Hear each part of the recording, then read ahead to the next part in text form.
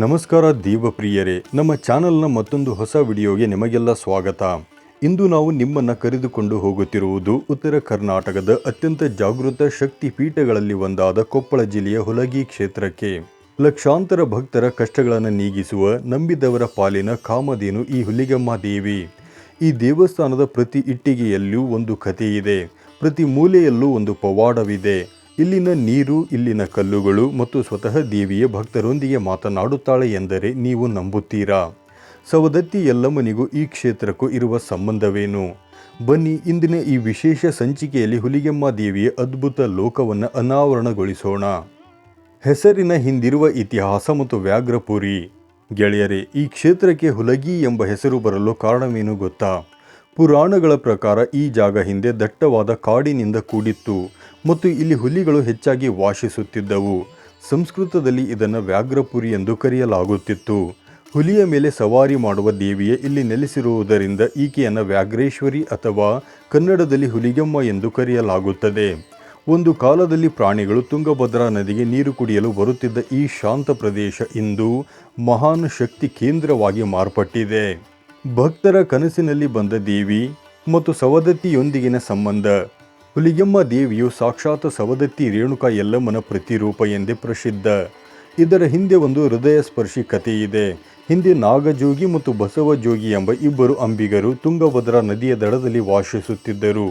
ಅವರು ಸವದತ್ತಿ ಯಲ್ಲಮ್ಮನ ಪರಮ ಭಕ್ತರಾಗಿದ್ದರು ಮತ್ತು ಪ್ರತಿ ಹುಣ್ಣಿಮೆಗೆ ತಪ್ಪದೆ ಸವದತ್ತಿ ಕ್ಷೇತ್ರಕ್ಕೆ ಹೋಗಿ ದೇವಿಯ ದರ್ಶನ ಪಡೆಯುತ್ತಿದ್ದರು. ಒಮ್ಮೆ ಭೀಕರ ಮಳೆಯಾಗಿ ನದಿ ತುಂಬಿ ಹರಿಯುತ್ತಿತ್ತು.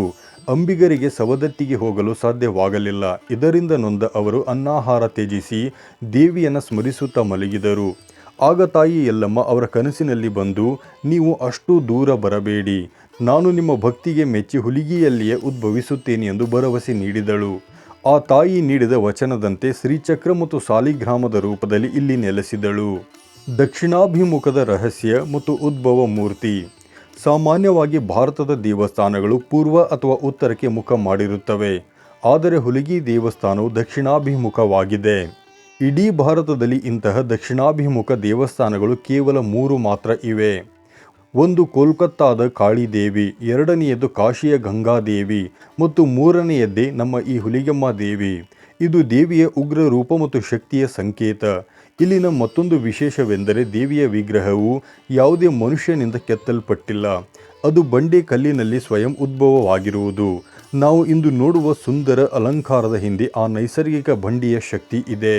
ಇಷ್ಟಾರ್ಥ ಸಿದ್ಧಿಯ ಕಲ್ಲುಗಳು. ಒಂದು ಪವಾಡ. ಹುಲಿಗೆಮ್ಮ ದೇವಸ್ಥಾನದ ಪ್ರಾಂಗಣದಲ್ಲಿ ನೀವು ಕೆಲವು ವಿಶೇಷ ಕಲ್ಲುಗಳನ್ನು ನೋಡಬಹುದು. ಇವುಗಳನ್ನು ಇಷ್ಟಾರ್ಥ ಸಿದ್ಧಿ ಕಲ್ಲುಗಳು ಎನ್ನಲಾಗುತ್ತದೆ. ನಿಮ್ಮ ಮನಸ್ಸಿನಲ್ಲಿ ಏನಾದರೂ ಆಸೆ ಅಥವಾ ಬೇಡಿಕೆ ಇದ್ದರೆ ದೇವಿಯ ಹೆಸರನ್ನು ಸ್ಮರಿಸುತ್ತಾ ಆ ಕಲ್ಲನ್ನು ಎತ್ತಬೇಕು. ಒಂದು ವೇಳೆ ಆ ಕಲ್ಲು ನಿಮಗೆ ಹಗುರವಾಗಿ ಕಂಡರೆ ಅಥವಾ ಸುಲಭವಾಗಿ ತಿರುಗಿದರೆ ನಿಮ್ಮ ಕೆಲಸ ಶೀಘ್ರದಲ್ಲಿ ಆಗುತ್ತದೆ ಎಂದರ್ಥ. ಆದರೆ ಆ ಕಲ್ಲು ಭಾರವೆನಿಸಿದರೆ ಅಥವಾ ಅಲ್ಲಿಯೇ ಸಿಕ್ಕಿ ಹಾಕಿಕೊಂಡರೆ ನಿಮ್ಮ ಇಷ್ಟಾರ್ಥ ಸಿದ್ಧಿಗೆ ಇನ್ನೂ ಸಮಯವಿದೆ ಎಂದು ನಂಬಲಾಗುತ್ತದೆ. ಇದು ಕೇವಲ ನಂಬಿಕೆ ಅಲ್ಲ, ಸಾವಿರಾರು ಭಕ್ತರ ಅನುಭವ. ಅದ್ಧೂರಿ ಜಾತ್ರೆ ಮತ್ತು ಕುದಿಯುವ ಪಾಯಸದ ಪವಾಡ.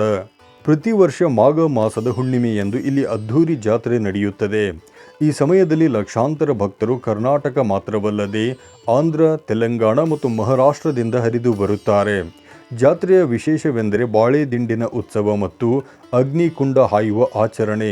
ಆದರೆ ಎಲ್ಲರನ್ನೂ ಬೆರಗುಗೊಳಿಸುವ ಪವಾಡವೆಂದರೆ ಬಿಸಿ ಬಿಸಿ ಕುದಿಯುವ ಪಾಯಸವನ್ನು ಅರ್ಚಕರು ತಮ್ಮ ಬರಿಗೈಯಿಂದಲೇ ದೇವಿಗೆ ನೈವೇದ್ಯ ಮಾಡಿ ಭಕ್ತರಿಗೆ ಹಂಚುವುದು. ಇದನ್ನು ನೋಡಲು 2 ಕಣ್ಣುಗಳು ಸಾಲವು. ಅಮ್ಮನ ಕೃಪೆ ಇದ್ದರೆ ಬೆಂಕಿಯು ತಣ್ಣಗಾಗುತ್ತದೆ ಎಂಬುದೇ ಇದಕ್ಕೆ ಸಾಕ್ಷಿ. ಸುತ್ತಮುತ್ತಲ ಕ್ಷೇತ್ರಗಳು ಮತ್ತು ಸೌಲಭ್ಯಗಳು. ದೇವಸ್ಥಾನದ ಪಕ್ಕದಲ್ಲೇ ಪುಣ್ಯವಾಹಿನಿ ತುಂಗಭದ್ರಾ ನದಿ ಹರಿಯುತ್ತಾಳೆ. ಭಕ್ತರು ಇಲ್ಲಿ ಪವಿತ್ರ ಸ್ನಾನ ಮಾಡುತ್ತಾರೆ. ನದಿಯ ದಡದಲ್ಲಿ ಸುಮಾರು 800ರಿಂದ 1000 ವರ್ಷಗಳ ಹಳೆಯದಾದ ಶ್ರೀ ಸೋಮೇಶ್ವರ ದೇವಸ್ಥಾನವಿದೆ. ದೇವಸ್ಥಾನಕ್ಕೆ ಬರುವ ಭಕ್ತರಿಗಾಗಿ ಇಲ್ಲಿ ಅನ್ನದಾಸೋಹ ಮತ್ತು ವಸತಿ ಸೌಕರ್ಯಗಳು ಇವೆ. ಇನ್ನು ಇಲ್ಲಿಗೆ ತಲುಪುವ ಹಾದಿ. ಈ ಕ್ಷೇತ್ರವು ಕೊಪ್ಪಳ ಜಿಲ್ಲೆಯ ಮುನಿರಾಬಾದ್ ಬಳಿ ಇದೆ. ಬೆಂಗಳೂರಿನಿಂದ ಸುಮಾರು 360 ಕಿಲೋಮೀಟರ್ ದೂರದಲ್ಲಿದೆ. ಇನ್ನು ಹುಬ್ಬಳ್ಳಿಯಿಂದ 144 ಕಿಲೋಮೀಟರ್ ಮತ್ತು ಹಂಪಿಯಿಂದ ಕೇವಲ 25 ಕಿಲೋಮೀಟರ್ ದೂರದಲ್ಲಿದೆ. ಸಮೀಪದಲ್ಲಿ ಅಂಜನಾದ್ರಿ ಬೆಟ್ಟವೂ ಇರುವುದು ವಿಶೇಷ. ಸ್ನೇಹಿತರೆ, ಹುಲಿಗೆಯ ಹುಲಿಗೆಮ್ಮ ದೇವಿಯ ಈ ದಿವ್ಯ ದರ್ಶನ ನಿಮಗೆ ಇಷ್ಟವಾಗಿದೆ ಎಂದು ಭಾವಿಸುತ್ತೇವೆ. ನೀವು ಎಂದಾದರೂ ಹುಲಿಗೆಗೆ ಭೇಟಿ ನೀಡಿದ್ದರೆ ಅಥವಾ ನಿಮಗೆ ದೇವಿಯ ಪವಾಡದ ಅನುಭವವಾಗಿದ್ದರೆ ಕಮೆಂಟ್ ಬಾಕ್ಸ್ನಲ್ಲಿ ಹಂಚಿಕೊಳ್ಳಿ.